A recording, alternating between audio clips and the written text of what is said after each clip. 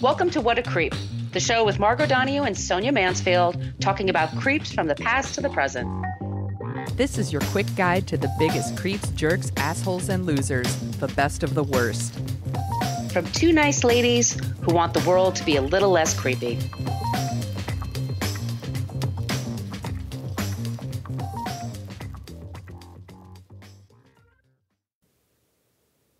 Welcome back to What a Creep. This is Margot Donahue, and my cohort in creepitude, as always, is the amazing Sonia Mansfield. Hey, Sonia.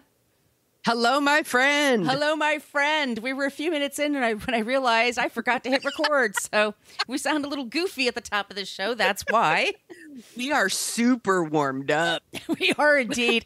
It's the day after Thanksgiving. Most people take that day off, or they're beating the shit out of other people in a store somewhere trying to get a big screen TV. Ooh, I hope y'all aren't doing that. Please don't do that, y'all. They have good discounts online. Don't go through all that crap. But we hope you had a good Thanksgiving, and we hope you're having a nice Christmas holiday season, Hanukkah holidays, whatever you celebrate, winter solstice, whatever. Tis the seasons. Good tidings to yours. Fellowship to all. We Yes. love that and wish that upon all of you. We are the podcast that talks about creeps from the past to the present. And today we're talking about a creep and his org. We're going to find out. They are from Shreveport, Louisiana. My non-creep today, so if this is your first time, we always come up with a non-creep to try to match the creep, kind of fight out that creepitude and leave you with a good feeling, especially because it's the holiday season. So you will find out who this is at the very end of the show after Sonia is doing her thing. We are on Facebook. We have a basic Facebook page. You know, you can like it if you want. We don't really check it. It's someplace where someone goes to complain about our language. This is your warning. We use salty language in this show. Fuck yeah. If you want to join our Facebook group, I forgot to mention that. You need to. It's a great Facebook group. We post things in there about creeps and non-creeps, and we have a good time. It's a private group. What a Creep podcast group in Facebook. You do have to answer a few questions and promise not to be an asshole. And if you can do that basic stuff, welcome. And if you can't, we will kick you out. We do not tolerate that kind of stuff. We will kick you out. Kick you out. We don't tolerate that sort of thing. If you're showing up to pick fights with people, you pick the wrong group. Find we don't another do that group. here. Some people don't give a shit. They just want tons of members, and they don't care if there's infighting. We don't like. We know likey. We like it this way. So anyway, we are on Twitter at CreepPod. As long as Twitter exists, we did an episode about the leader in charge there a while ago. So you can find gross. it. But we're gross. We're at CreepPod on Twitter only because someone had What a Creep on Twitter for 10 years and never used it. Creep. We're on Instagram at What a Creep Podcast. Please follow us there. And we have a basic old-timey email, whatacreeppodcast@gmail.com. You can send us your suggestions for creeps and non-creeps. We're always looking for those. You can just say hi if you want to. And if you would like some stickers, send us your address, and wherever you are on the planet of Earth, we will get stickers out to you. We're not taking that SpaceX bullshit machine anywhere. We're staying on this planet. We're kind of stuck here for a while. Elon Musk makes things that explode. I'm not getting on SpaceX, and I'm not getting a Tesla. I can't afford one, but okay, I won't either. That's my stance. I was saving up all that Patreon money for a Tesla. Damn it. I wasn't. Do you want to tell them about the website? Yes. You can go to whatacreeppodcast.com, and it's everything you ever wanted to know about our show, but we're afraid to ask.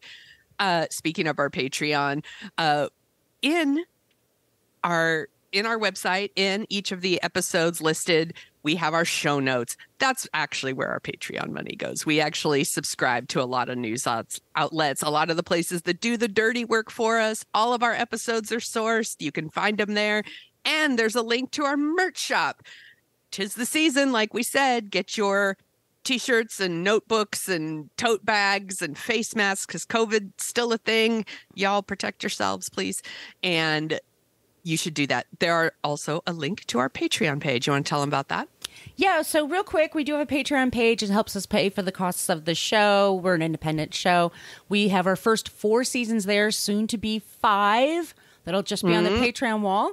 We put out 2 bonus episodes a month, and we have a newsletter that Sonia puts together that's really awesome. So all those things. Oh, thank you. And if you want to support the show, that's a great way to do it. If money is tight, we understand that. Totally. Yes. If you could leave us a review wherever you get your podcasts, that would be amazing. If you leave us a 5-star review in iTunes, we'll give you a shout out on the air. And the latest one was from Griffey. So thank you, Griffey, for doing just that. And it helps us find our people. Exactly. It also helps us find our people, and also help, when you get a lot of good reviews, iTunes puts you up there a little bit more, and they match us with really cool shows. If anybody can figure out how we can get Tony Robbins not listed as our guest in iTunes, is there anyone who knows how to do that? Please tell me, because his stupid mug shows up every time I look up reviews. No, I'm so he worried was a subject, but not a guest. There's a difference. Yeah, that people are going to see that and think that Tony Robbins is somehow running our show, is a part of our show. He was a subject of one of our episodes. We're not going to make you walk on fire. It's so weird. Why do they do that? I don't know. So if any of y'all know, please clue us in. That would be amazing. Sonia, I think we've done everything, have we not? I believe we have. All right. So Are you ready to rock? I'm ready to rock. You can rock me now. Yeah, let's rock. Actually, they don't condone rocking these organizations. Or rolling? Or rolling. That is frowned upon. Ugh. So we are going to be talking about James Dobson. He is an American evangelical, not angelical. One time I misspoke and said angelical. And we have someone who listened to the show and will not let me forget it. Evangelical Christian author, founder of Focus on the Family and the Family Research Council. So we're going to get into all of that. He has produced the daily radio show program Focus on the Family. It's broadcast in over a dozen languages. It's on over 7,000 stations in 164 countries. It's also got... With Howard Stern? Do they do butt bomb? With Howard Stern. Bongo? They do. No. Also frowned upon. They also have a show that is on 60 television stations daily throughout the country. He founded the Family Research Council in 1981. This has been designated as a hate group, by the way, by the Southern Poverty Law Center. So that's awesome. He's written more than 30 books on family issues, things about parenting and marriage, frequent guest on Fox News. In the 80s, he was ranked as one of the most influential spokesmen for the conservative social movement. That includes people like Falwell, by the way. We're going to be talking about him at some point.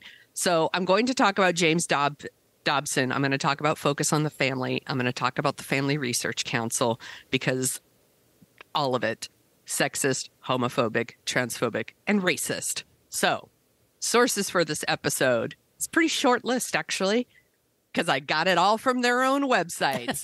There's the drjamesdobson.org, the Family Research Council's website, Focus on the Family's website. I went to ProPublica. I went to the Southern Poverty Law Center website, and then the Wikipedia pages for James Dobson, the Family Research Council, and Focus on the Family. So trigger warnings, racism, sexism, homophobia, and transphobia. And I also want to make it clear, because I know it's going to happen and someone's going to say this, I am not anti-religion. We are not anti-religion. Everyone should be able to practice their religion. But right. If the practice of your religion involves denying other human beings their basic human rights, we got a problem. Then I've got a problem. I'm going to be fine with saying the way you practice your religion sucks. So let's start at the beginning. James Clayton Dobson Jr. was born April 21st, 1936 in Shreveport, Louisiana, in a very religious family. He is the son, grandson, and great-grandson of some ministers in the Church of Nazarene, I think is how you pronounce it. Okay. It is a very evangelical Christian denomination. Not angelical, evangelical. He loved to tell reporters that he learned to pray before he learned to talk.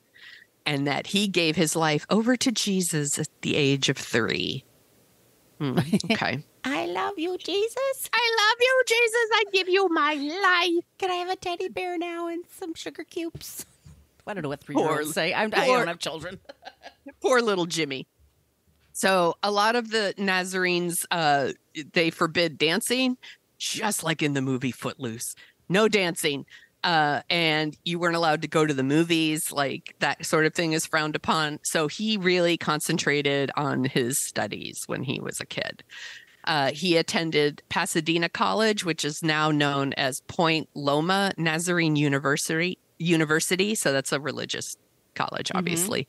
And he got a doctorate in psychology from the University of Southern California. Really? And yeah, so he did go to school. Like, it's just, you know, what he does with his different, yeah. Exactly. So in 1967, he became an associate clinical professor of pediatrics at the University of Southern California Medical School. He was there for 14 years. He spent 17 years on the staff of the Children's Hospital of Los Angeles. And then in 1970, he wrote a book, and it was called Dare to Discipline. Oh, no. Which encouraged parents to use corporal punishment when disciplining their children. And this is like what put him on the map. And this is when he kind of leaves the medical profession, and now he's like, full time, I'm just going to talk shit. So in 1977, he founded Focus on the Family. And what he did was they would publish these monthly bulletins that were like inserted into like Sunday church service programs. Something, and then in you get bored. Yeah, in between praying, singing, you could read about, you know, ways that you could, you know, oppress others. So then in 1981, he founded the Family Research Council, and that was supposed to be like the political arm of Focus on the Family. So it was all about like pushing the social conservative agenda onto politics. So on January 24th, 1989, here, I thought you would love this one. This would be super interesting. Dobson interviewed Ted Bundy. He sat down with an interview. Oh, my God. I remember this. Yeah. So he sat down. He did an interview with serial killer Ted Bundy. And this was like the day before he was supposed to be executed or something. And he recorded it.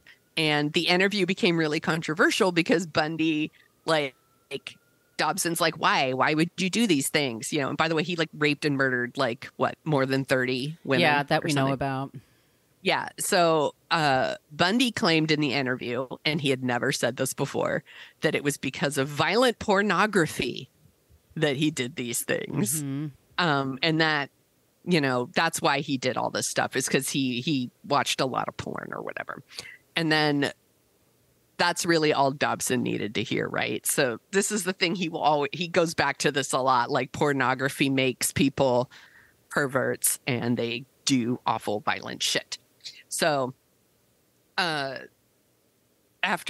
that goes out, people like that puts Focus on the Family on the map, and that they made over $1 million from those tapes, like donations and stuff like that. And then they started funneling that money into anti-pornography and like anti-abortion groups, which, by the way, how are those connected? Whatever. They started funneling all their money into that stuff. So thanks a lot, Ted Bundy. He fucked up a lot of things. Yeah. He's such an asshole. So in 2003, Dobson decides to step back from Focus on the Family. He remained on the board for years after that, but he was like, I'm ready to like pass it down to the younger generation, like handpicked some fucking douchebag to take over for him. But he was still like involved. So in October 2008, Dobson writes this letter, like a public letter, you know, and it's called Letter from 2012 in Obama's America. Here's what he thinks Obama's America is going to be like. Bracing myself. Okay. There's going to be mandated homosexual teachings in all schools.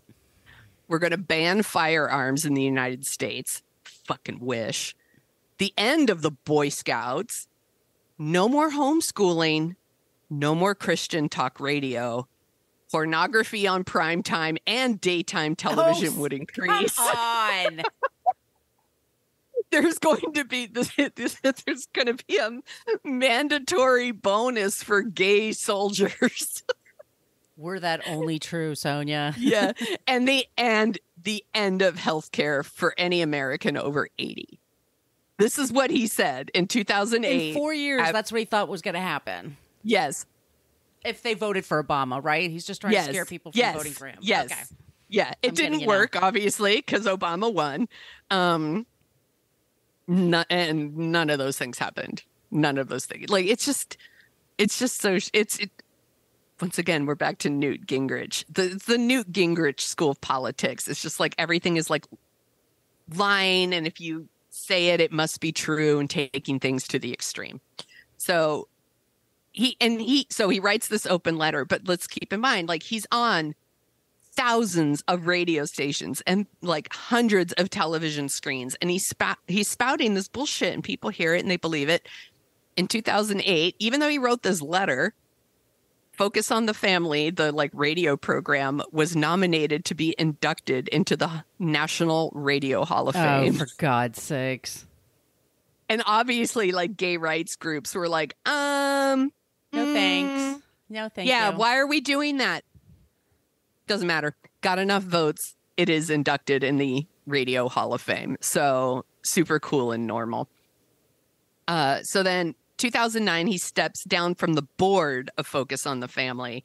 And then he goes all in on his like 2010 organization that he founded called the Dr. James Dobson Family Institute. He claims it's nonprofit.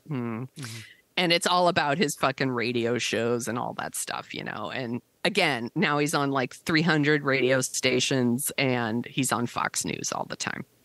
So why does this guy suck, and why does this organization suck? So James Dobson is a strong proponent of marriage as defined: one husband, one wife, or lawfully married, committed to each other for life. And the woman must be a homemaker, and the man must be the breadwinner. Oh, God. This is it. That's not reductive or retro No. at all. No, he says it is a biblically mandated role. Just FYI. I don't know. I don't remember that, but okay. I don't remember that part, but okay. So he, like I said, recommends women stay home with kids, focus on their mothering. Well, no working outside. Let's make salaries good enough so that people can do that versus salaries being stagnant for 30 fucking years now. Right. Yeah. This is only, yeah. So he, on his website, he wrote this article, and it's called Sex, Dating, and Purity. Oh, I bet he knows a lot about it. Yeah, he knows all about it. This is where he says that safe sex is a sham, that condoms don't work, and that pornography begets violent rapists, because that's what Ted Bundy told him. So, and Bundy, by the way, we did an episode of him. Sorry to interrupt, but he was a fucking liar he lied about everything. He was manipulative. Yes. Yeah, he was a fucking sociopath. You don't have to listen to him. No, he wasn't some fucking genius, by the way, as we talked about in the episode. No. Also, not handsome. Not handsome. They always make him foxy and smart when they talk about him, and it's so annoying because he was neither of those things. We were saying none of if he was a fucking model, mediocre white man. If he were a model in the 70s and 80s, he would not be in GQ. He'd be in a Sears catalog next to a lawnmower or something. Like, this is not... or leisure suits. Suits, those ads. That's what he would be doing. Like, this was, but it's also just goes right. Like, one person confirms what you want to believe. Yes. So that's what they go with. It's confirmation bias, and it's And they are notorious for this. We're going to talk about that a little bit more in a bit. So the author Jessica Valenti, she wrote The Purity Myth. It's like how America's obsession with virginity is hurting young women. And she wrote that Dobson's fear of women and anything that's feminine is so great that he often writes that boys will potentially, quote unquote, turn gay if they are not raised with appropriately masculine role models around them. Like, not true. Yes. Right. So if by his theory, like, single moms raising children, the son will turn out to be gay because strong masculine dad isn't around. And almost every gay person I know comes from a straight family. Like, yes. they come from mom and dad family. Like, give me a break. It's just lies. So Dobson now, he claims Focus on the Family has no interest in promoting hatred towards gay people. Sure. And he has actually said with a straight face, we don't wish to deprive them their basic constitutional rights. The Constitution applies to all of us. But he also strongly opposes the movement to legitimize same-sex marriage, to make it legal. It spent more than $500,000 to promote constitutional amendments to ban same-sex marriage in its home state of Colorado. So, yeah, you do want to deny people their basic constitutional rights. Like, these people like James Dobson, they act like they're constitutional scholars, but then they fucking skip the part about separation of church and state. Right. Like, they're zealots. Yeah, they're gross. By the way, Focus on the Family headquarters in Colorado Springs. Just saying. Oh, Jesus Christ. There was recently a mass shooting there at a gay club. At a gay club, and like 5 people died, dozens of people were injured. And I guess some people have vandalized the Focus on the Family like sign, saying like blood is on your hands and stuff. And I'm like, I'll allow it. Yeah. But whatever. Like, I'm like, it's fine. I'm fine with that. But also, fuck these people. So Focus on the Family encourages teachers to push for prayer in school. They're all about it. They fund stuff to get that path. Again, no separation of church and state. Surprise, they're also against critical race theory being taught in schools. They say it instructs kids to despise America. Oh, Jesus. And its founding fathers in the Constitution. And this is what James Dobson said. When added to the warping of children with LGBTQ ideology, transgender teachings, and other leftist concepts, you might understand why I'm convinced this curriculum represents the greatest threat to the institution of the family in the history of this nation. LOL. For God's sakes. He also organized this whole like protest about, so in 2004 there's so many organizations with like family like family in the name. Here's another one called We Are Family Foundation, and this is one that's actually about like talking about tolerance and diversity and stuff like that in a good way, not in a bad way. It's easy to get all of these things confused, by the way. So they, in partnership with a bunch of like studios, created a DVD that were sent to public schools, and it was like animated, and it had like SpongeBob SquarePants in it and stuff. And it was about like, hey, like we're all different. Like, you know, it was about tolerance and diversity and like being accepting and things like that. And Dobson freaked out and was like, quote unquote, tolerance and diversity are buzzwords. That it's like a hidden agenda to promote homosexuality. Yes, SpongeBob's gonna make you gay. Yeah, and he just said that, you know, childhood symbols are being hijacked to promote, you know, agenda, like the homosexual agenda. And again, like he'll talk about the word tolerance. But his idea of tolerance is that anyone who doesn't believe what he believes should be tolerant of him and his beliefs. They don't have to be tolerant of anyone else. Right. That's their thing. That's their jams. So I'm going to talk a little bit more about like just the organizations themselves. So Focus on the Family, their whole mission, this quote, it's right from their website, help and resources for couples to build healthy marriages that reflect God's plan. God's plan for parents to raise their children according to morals and values grounded in biblical principle. They have, in 2017, they filed to be a church, which is going to be a reoccurring theme in this. so they don't have to pay taxes. Yeah. This is an abuse in this country, by the way, these organizations. There was somebody, I have a friend in Miami, and with the election that happened just now, she's Catholic. And she said this was something that was passed around in Catholic groups. And it was all about how great Marco Rubio was because he doesn't believe in abortion at 9 months, which is not a thing, everybody. Not a thing. It's not a thing. But she's like, this is supposed to be a nonprofit. Why the hell? You don't pay taxes, and you shouldn't be able to talk about the election. That's it. Yes. Yes. And these organizations are abusing this, and it's going to come up again and again in this episode. So they say, so they've declared themselves a church, so they don't have to pay taxes, but they want to say and how the country is run. Mm-hmm. They're really all about they say they're about helping couples build healthy marriages, and it's literally focus on the family, but really they're about changing public policy in areas of sex education, abortion, school prayer, what they consider the proper interpretation of gender roles, lobbying against gay rights, and that includes marriage, adoption, parenting, all of that is their focus.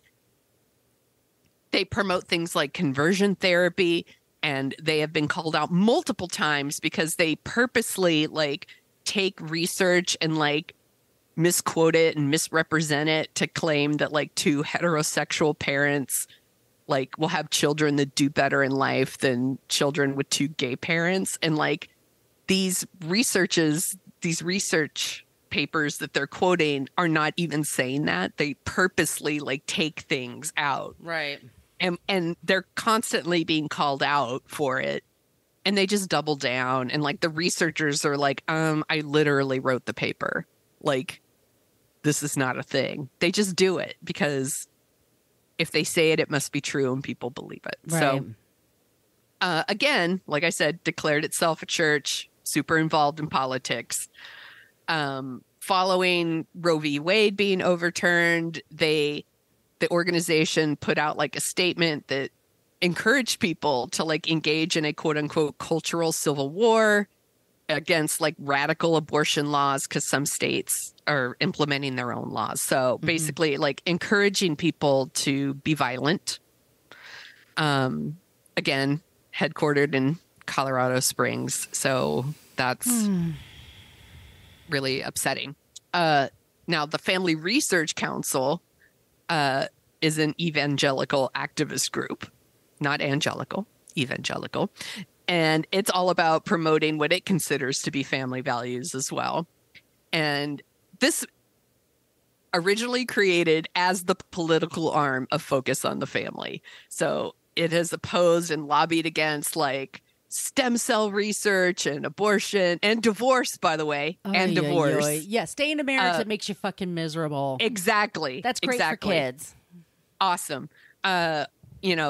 Lobbying against gay rights, including anti-discrimination laws. You should be able to discriminate against whoever you want, against same-sex marriage, same-sex unions, by the way, and gay people cannot adopt. That's what the Family Research Council stands for. They often promote that rhetoric of homosexuality leads to pedophilia, which is not a thing. And claiming that children of same-sex parents have more mental health problems than and also not true. And it is headed now, this organization, by Tony Perkins. Tony Perkins is a graduate of Liberty University. Oh, my God. Liberty University was founded by the Reverend Jerry Falwell. More on him later this season. Yes, we'll get back to him. We have thoughts. Fuck the Falwells. Fuck these people. Anyway, Perkins is, surprise, super racist, super sexist, super homophobic, super transphobic, and served as a Louisiana state representative for 8 years. Awesome. Yeah. He once gave a speech to the state chapter of the Council of Conservative Citizens. It's a white supremacist group. He has made a series of anti-gay statements. He claims that gay people are a danger to Christians. He once said that gay rights advocates are going to, and this is a quote, going to start rolling out the boxcars to start hauling off Christians. What? Yes. Oh yeah, my we're God. gonna start rounding up the Christians. Nobody I'm wants not to gay. do that. I'm not gay, and I put myself in there, but it's like the Allies. implication isn't just that the gay people and their allies are going to start like persecuting Christians for being Christians. It's like not a thing, by the way, not a thing. This council is even against bullying. How can you be against bullying? What do you mean? Like- They're for bullying, you mean? Yeah, No? I'm sorry. They're against anti-bullying rules. Thank you. That's what I was trying to say. So how can you be against anti-bullying? Yeah, how? I don't know. They say that it's just all that's doing is teaching kids to tolerate and is giving affirmation to homosexuals. Sure, The Jan. gays. The gays. No, they're like, you should be bullying these people. And even more example that these people are fucking evil. There was a bill in Uganda, the anti-homosexuality bill, that imposed a death penalty on people who were believed to be gay, and it was funded by the Family Research Council. Fuck these people. Eventually, by the way, it was overruled, so it didn't happen. Southern Poverty Law Center has defined the Family Research Council as a LGBT hate group. I wanted to mention this because it's always the people who scream the loudest. One of the founding board members is this guy named George Riekers. In May 2010, Riekers hired a prostitute as a travel companion, a male prostitute, for his 2-week vacation in Europe. He claims he's not gay, but he did get quote unquote sexual massages while they traveled Europe. It's always the people who scream the loudest. No shit. Always. This organization they're evil and they're stupid. Like, they once arranged this boycott of General Mills because General Mills donated cakes to some gay couples in Minnesota who got married after they legalized gay marriage in there. So then they're like, we're boycotting fucking Betty Crocker or whatever. It's like, whatever. Also on the Family Research Council, one of their big people on the board, Josh Duggar. Oh. Our old friend Josh Duggar was an executive director of the Family Research Council. Whatever happened to that guy? Oh, yeah. He resigned after it was revealed that he was molesting his sisters. And, he's in jail. So, Yeah, he's in jail now. Yep. Yeah. This organization also, push, they're, against, gender affirming surgeries. That's the new thing. That's the new thing. Recently, the Senate passed a Respect for Marriage Act, and the Family Research Council sent out their fucking statement, and it's like, the U.S. Senate is making a mockery of marriage as it tramples on foundational right, the religious freedom of the individual. And I'm like, how does 2 consenting adults getting married trample on your religious freedoms? It I'll never doesn't. understand this. I'll never understand this. So this is clearly a political organization recently filed to be a church and approved. What? Approved. What? No. So they No. they no longer play. They no going longer under my pay desk now. taxes. They no longer pay taxes. Oh, no. They are no longer forced to disclose names of board members or any organ or anything that they get money from. So We are so broken. we're so broken. So here's where I'm going to tie it all up for us, because I want to end with this. So groups like Focus on the Family and Research Council, first of all, when you hear names like that, red flag. In passing, you're like, Family Research Council sounds harmless. It's not. Focus on the Family. a little less harmless sounding, but still, these are harmful organizations. And just be mindful when you're donating your money, your time, your energy. Like, look them up, because a lot of these organizations have these generic, okay sounding names when really they're garbage. So groups like Focus on the Family and the Research Council, they are successful in part because the media still treats these organizations like quote unquote conservative groups, you know, or churches, which they are not. They are political action committees. And they give them a platform in the media in good faith, when in fact they're hate groups. They're hate groups. And your racism, your sexism, your homophobia, your transphobia is not a difference of opinion. And the media is very like both sides on everything. And I'm like, we have to stop this. Right. That shit is not the other side. It's wrong. Like, the people that run these organizations and think these things should just save these shitty takes for awkward holiday dinners. Right. They do not deserve a seat at the table when setting public policy for everyone in this country. It's bullshit. And it makes me angry. So that's why I wanted to talk about James Dobson and his bullshit Focus on the Family and the Family Research Council. Fuck these people and fuck these groups. They're creeps. Oh my God, Sonia. Ay, ay, ay. I didn't know a lot of that stuff. And that is so fucked up. I didn't know that the I knew Focus on the Family. I was familiar with that because they used to send me stuff when I was a TV critic where they're like, we're really upset that a show like Nip Tuck even exists. And I was like, whatever. So? Like, I don't care. Yeah. I'm like, fuck off. Don't watch it then. Like, kids might see it. Well, if your kids are up at 10 p.m. on a Wednesday night watching Nip Tuck. And like, are they I don't even know watching that? No. I'm sure it seems boring to them. They're not going to. They also freaked out about Bart Simpson the first year The Simpsons were on the air. I know. Because he was so a ridiculous. Yeah. No, fuck these organizations. They're trash. On that note, Sonia, me too. I need to take a hate break. So let's take a break. A hate break. We'll take a hate break, and then we'll come back with someone from Shreveport, Louisiana, who was not a creep. It's just like we're going to have everyone's going to just start doing that because it's like, well, fuck it. And then no one's paying taxes, and then what's getting done in this country? Yeah, exactly. All right, you ready? Yeah. So here's something funny, Sonia.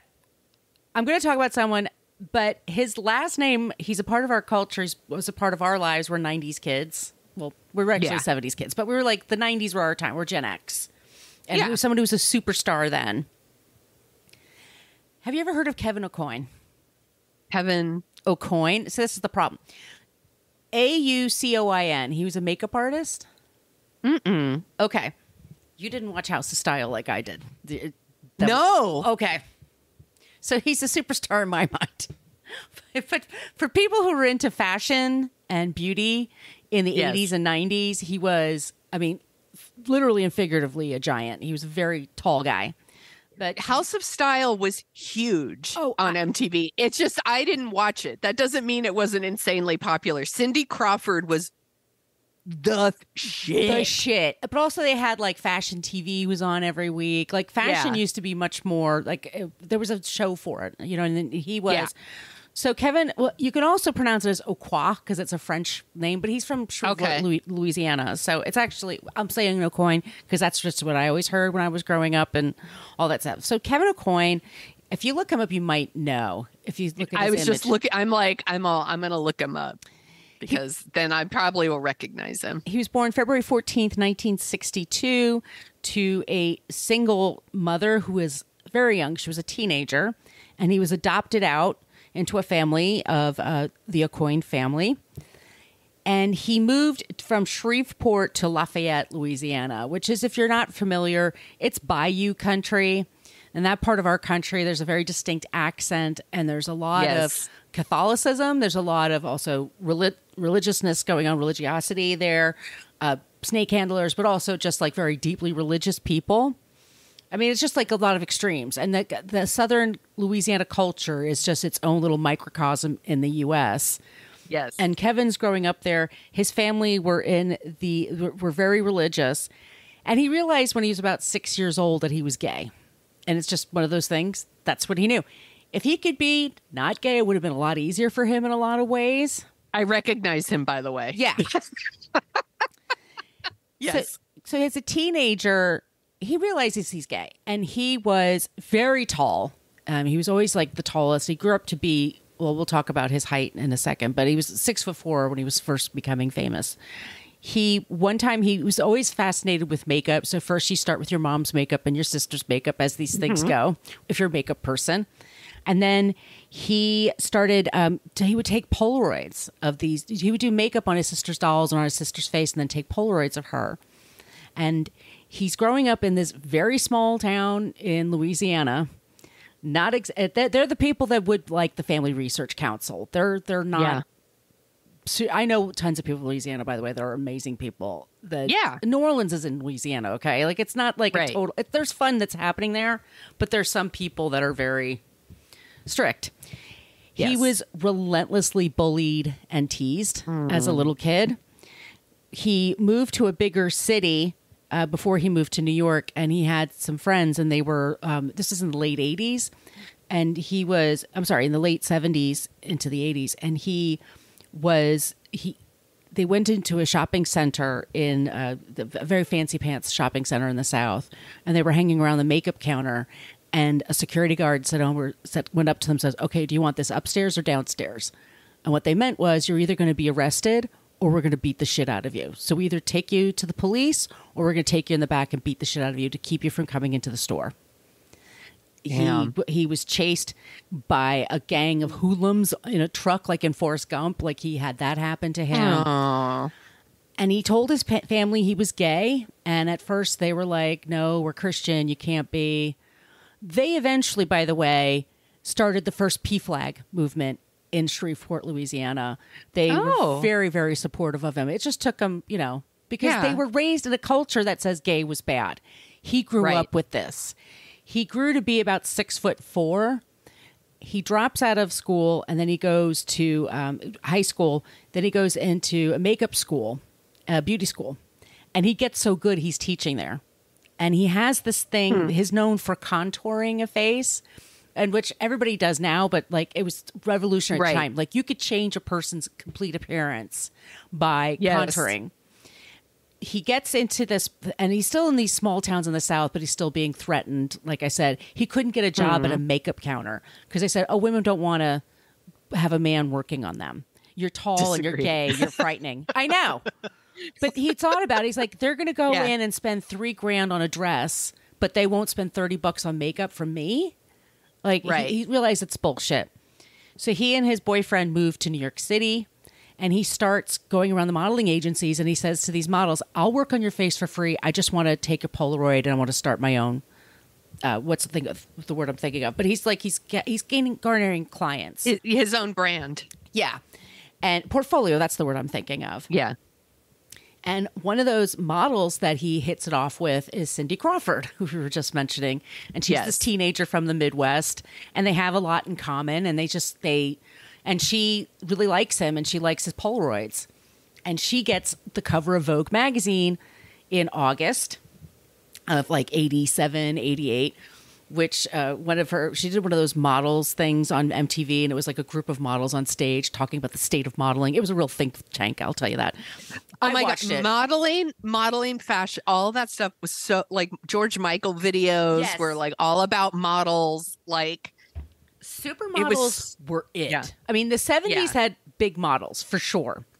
Cheryl Tiegs, Christy Brinkley, Lauren Hutton. What do they all have in common? Blonde. Like the sunny, what they call all-American, which is totally a bullshit expression because there's no such thing.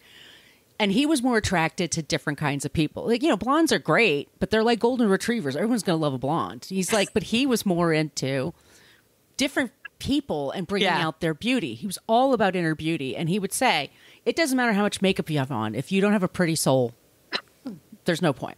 Like, you're an asshole. He says it more eloquently than that. So Cindy Crawford found out about his Polaroids and found about his makeup and says, I'm going to be on the cover of Vogue magazine. Would you do it? And he's like, I'll do it for scale. Like, Vogue, are you kidding me? In the 80s?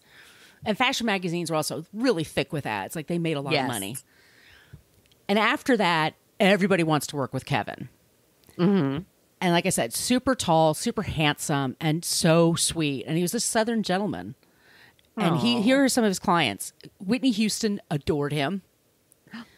Cher, Madonna, Liza Minnelli, Courtney Love, Tina Turner, Janet Jackson, Naomi Campbell, Tori Amos, Vanessa Williams. Those are just some of the women. That's a wide range of different kinds of women, too. So he gets offers from makeup companies, and he says, I'll work with you, but I want to create a brand that celebrates all beauty. So those tints and moisturizers that are tinted and the foundations used to be like beige, a little more beige, and then sunburnt, like brown, like tan. There was nothing in between, and there's nothing great. The spectrum was really, really narrow. Yes. And as somebody who's just super fair skinned like I am, it was always a nightmare because it's always just a little too dark, and you get that thing around your chin. You look like you're... Yes. So Kevin's like, bullshit. Skin tones come in all different shades. Mm-hmm. And there's all different kinds of beauty out there. And he said, if you allow me to do this, and Ultima 2 was struggling for any kind of share in the marketplace. And they really wanted to. So they're like, okay, whatever you think. So he's the first one that comes up with this beauty for all. And there's shades for all women. He's so famous. He does all the big, modeling shoots. He was on Will and Grace. He was a name. Yes. And he, at one point, he's getting more famous. And when he's about 30 or so, he decides he's going to look for his mother. He has great parents that raised him, his mom and dad. He loves them. And I have friends that my friends that are adopted, they either don't want to know or they absolutely want to know. There's no in between. There's no ambivalence. It's just who, There's got to be a curiosity there. There doesn't have to be. No, but I have friends that are I would assume there is. Yeah, I have friends that are just like, I don't care. Like, maybe I should know, like, for health reasons, like if something runs in the... But other than that, they don't give a shit.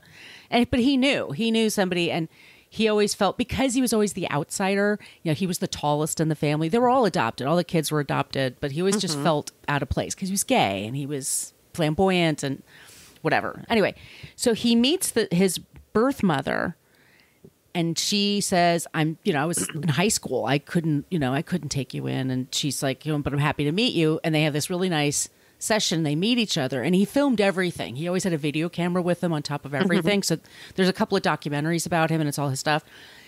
He gets to know his mother, and he says, do you have any regrets? And she tells him, my only regret is that you're gay. Yeah. Like, wouldn't accept it. Like, it was so disappointing to her. He was incredibly successful. He was sweet. He was lovely. He was adored by people around him. And she tells him that. That's awful. It's fucked up. He writes some best-selling books that are still, like, top sellers. He has his own line of makeup. You can go to Amazon. I'm going to get some lip gloss. I was like, ooh, that's the shade I need. Anyway. He also, in his life, started getting headaches. And he's growing. He's still growing. Like, his head is growing and his body's growing. He in his 30s, he was still... And his face was getting bigger.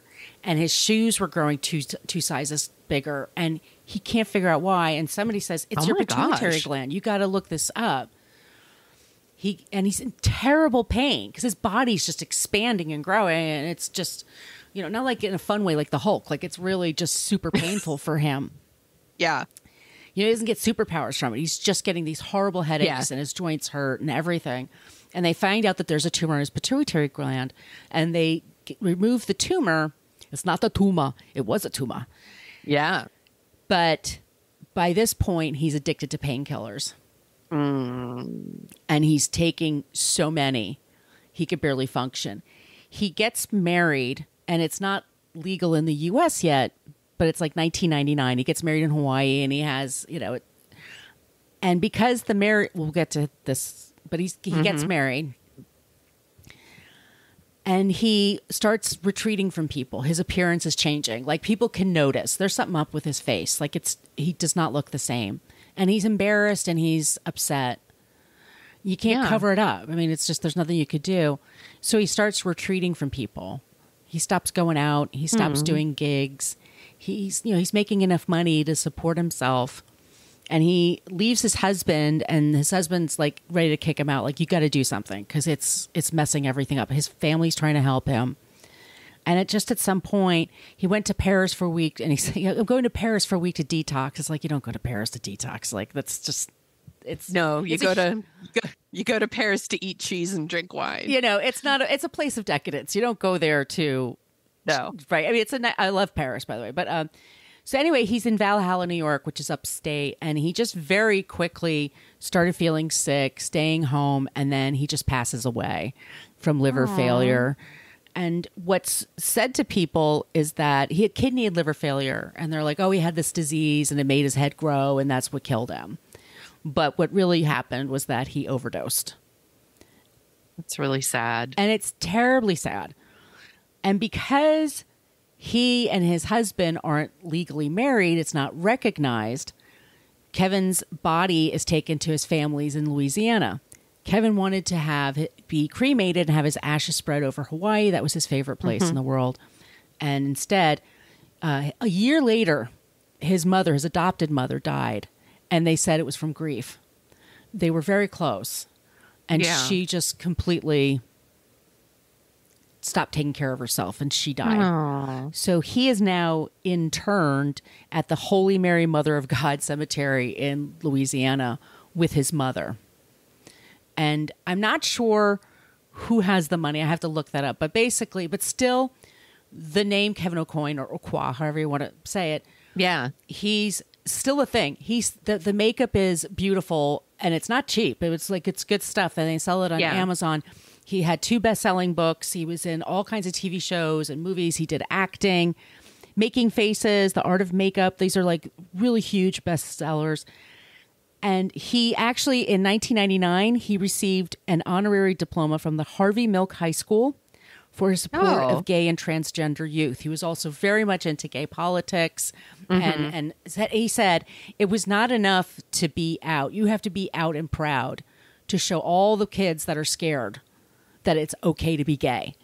Yeah. You'll find happiness. You'll find friends. You'll find, you know what I mean? It's okay. You can't just be tolerant of it. Right.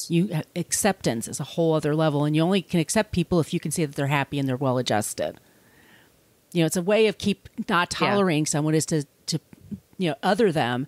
And then they're shy and they're not coming out. And it's like, see how bad it is to be gay? Look what your life is like. And Kevin's like, fuck you. I'm going to move to New York. Right. I'm going to be a star, and and he did. And so anyway, sadly he passed away 20 years ago in 2002. But his memory lives on. He is a super. If he were around today, he'd be on Instagram. I'm sure if you go on Instagram or TikTok for sure and look up Kevyn Aucoin, sure. you're going to find a lot of people. He is the reason all that got started. Like all the makeup artists became famous, and transformation of beauty, and how beauty and makeup can be a fun form of expression that doesn't have to cost you a lot of money, and it doesn't matter what size you are. Like you can just be beautiful in any way you want to be. Yeah. Whoever go you are. Go on TikTok. There's all kinds of women that do, men and women, I should say, that do like contouring and show how it changes your face. And they also talk about like, here's the expensive version of something and here's the dupes, right? Like the cheaper, more affordable ones that you could get at Walmart and Target and stuff like that. That stuff is interesting. It is so interesting. And I'm sure if you look up Kevyn Aucoin, you're going to find a lot there. He's a huge influence. It's so sad that his marriage wasn't recognized. And this is another reason why people should be allowed to legally marry who they want to marry. You don't have to go to the wedding. For reasons like this. Like his husband, his chosen partner, right? Like can't make decisions for for his funeral and like where he's buried and being cremated, like all those things. These are the reasons why people want to get married. Like, people like James Dobson and his fucking creepy organizations love to talk about like the sanctity of marriage and it's between a man and a woman. Like, dude, get your marriage for your like godly reasons if you want. But the truth is, it's a legal thing. It is. And people should be able to be married to whoever they want so that they can have these things in place to protect them. Right. That's the whole point. Yeah, it makes me sad. And once I looked him up and like saw the name and like saw the pictures, I was like, I remember all of this. It's Kevyn and then it's Aucoin, and you'll know who that is. But he was always on House of Style. He was always like all those shows. Like he was the makeup artist. Whitney Houston's videos, like everyone used him. And they all say the same thing. He was the sweetest. He was the nicest. He was so accepting of other people. And he just wanted to make the world beautiful. And there looks like there's this documentary called Larger Than Life. Yeah. I'm going to watch that. It's on Amazon streaming right now, so I'm going to watch it too tonight. So that's going to be... Well, we'll talk about that in a second, our next dorking out. But that's our not creep this week. Kevyn Aucoin, or Aucoin, however you want to pronounce it. Good choice. Excellent choice. He deserves it, you know? Yeah, he does. But you could still, like I said, you'll still get his stuff, and it's amazing. And so thank you all so much for listening. And if you like the sound of our voices... And I was at Thanksgiving yesterday, and somebody came up to me and said, I just love your voice. And so you and Sonia, such great voices. And I listen every week. It's one of my friends. That's I didn't know so that sweet. Listened, but they were like, oh, yeah, I love when you say that because I do love your voices. I know some